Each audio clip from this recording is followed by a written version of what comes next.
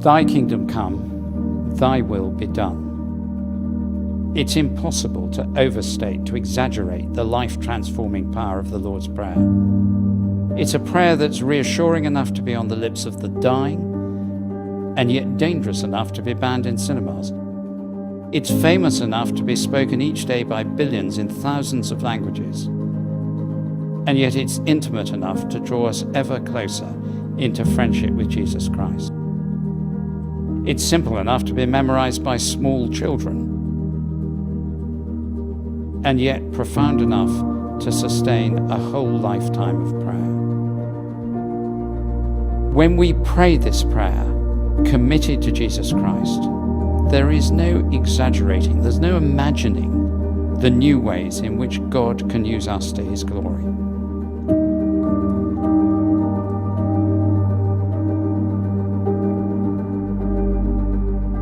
As Christians, there's nothing more important than our relationship with Jesus Christ. When that flourishes, it overflows into the world around us, to our friends, to our family, to those we work with, to everyone we know. And when the church is full of the presence of Christ, we overflow and transform society in the most beautiful and wonderful way.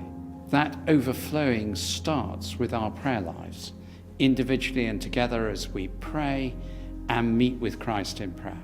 That's why this Pentecost, the Archbishop of York and I are asking churches right across England to pray for a renewal of their expectancy and the abundance and the overflowing of Christ in their lives together, so that people right across the country see who Jesus is and are drawn to faith in him. There are three ways in which we are asking people to pray. First, that all Christians find new life in their relationship with Jesus Christ.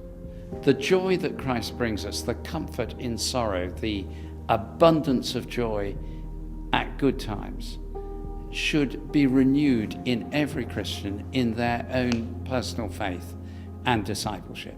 So that's the first thing to pray for. The second thing to pray for is that all those you meet and you're close to, your friends, family, colleagues, even those who you bump into and get into some conversation with, that they might see something of Jesus that draws them towards faith in him, towards learning what his love is for themselves, so that their own lives are transformed. Thirdly, may we pray for the church, that it is so full of the life and joy of Christ that it overflows with the reality of the presence of Jesus, together and wherever it reaches out to, that overflowing is seen in service and love and compassion, working with the poor, serving each person they come across, wherever they are, in every community in England. We're calling this week of prayer, Thy Kingdom Come, and it will run from the 8th to the 15th of May this year. You'll recognize the words come from the Lord's Prayer, where we pray for the reign and rule of Christ in every heart and every community, that they may find the joy of Jesus Christ.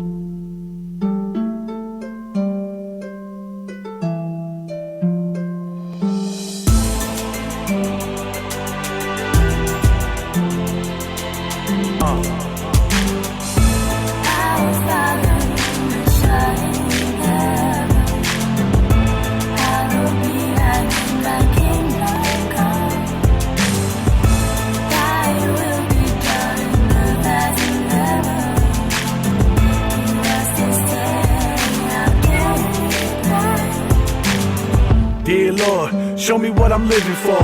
I'm out here struggling while knocking on heaven's door. What is my purpose? I feel lost, not to mention all the pain that's hidden beneath the surface. I done shed so many tears and put my fist through the wall.